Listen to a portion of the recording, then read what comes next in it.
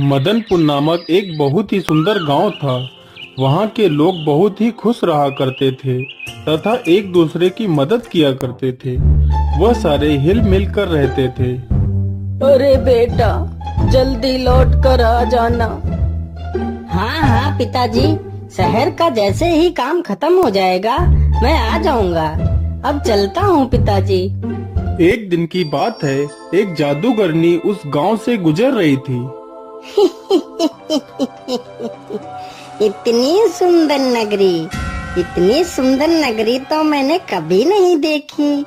क्यों ना मैं इस नगरी को अपने वश में कर लूं और यहाँ पर अपना महल बनाऊं और यहाँ के लोगों को अपना गुलाम बना लेती हूँ। फिर जादूगरनी उस गांव पर अपना काला जादू कर देती है और गांव के लोगों से अपनी सेवा करवाती है। अरे ओ बुड्ढे, तू आज मेरे लिए आम के मीठे मीठे फल ले आ। मुझे आज आम के फल खाने का बहुत मन हो रहा है।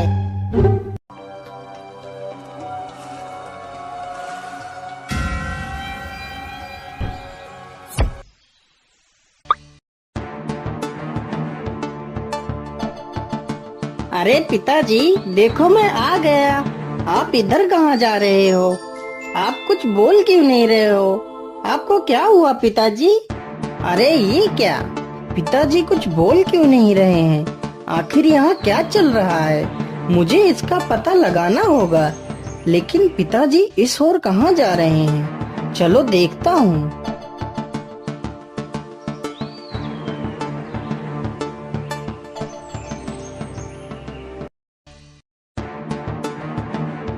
अरे बुड्ढे, तू आम ले आया?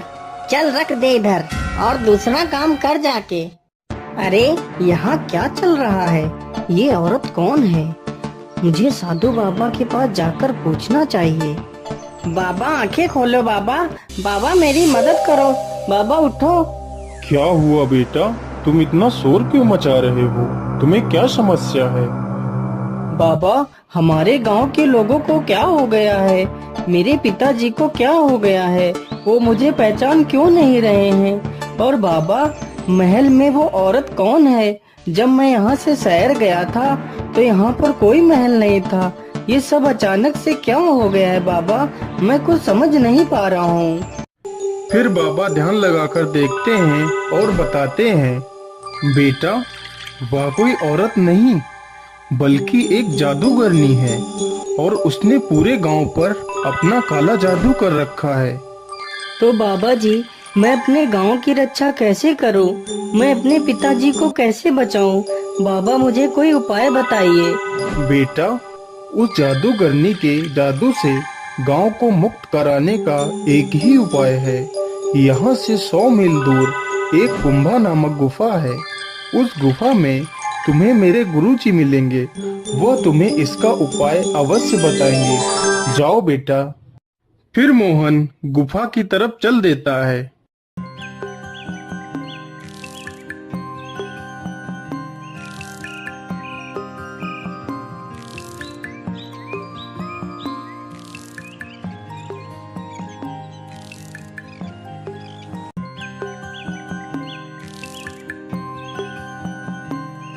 मोहन गुफा में पहुंचकर साधु बाबा को सारी बात बताता है। बेटा ध्यान से सुनो, यहाँ से कुछ ही दूर पर एक जादुई पेड़ है। उस पेड़ में ही उस जादूगरनी की आत्मा है। अगर तुम उस पेड़ को नष्ट कर दो तो उस जादूगरनी की मृत्यु हो जाएगी और तुम्हारा गांव काले जादू से मुक्त हो जाएगा। लेकिन बाबा, मैं उस पेड़ को पहचानूंगा कैसे? बेटा, उस पेड़ को पहचानना ज्यादा मुश्किल नहीं है।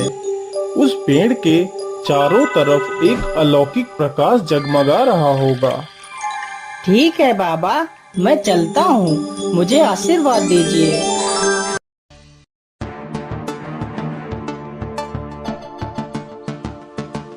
मुझे लगता है कि वह जादुई पेड़ यही है जो बाबा ने बताया था। चलो जल्दी से मैं इसे काट देता हूँ। तभी जादूगरनी वहाँ पर आ जाती है। अरे मूर्ख, तू ये क्या कर रहा है? तू इस पेड़ को क्यों काट रहा है? तू इस पेड़ को मत काट, नहीं तो मैं तुझे मार डालूंगी। लेकिन मोहन उसकी एक नहीं सुनता है और पेड़ को काट देता है। पेड़ के नष्ट होते ही जादूगरनी का काला जादू समाप्त हो जाता है और जादूगरनी मर जाती है।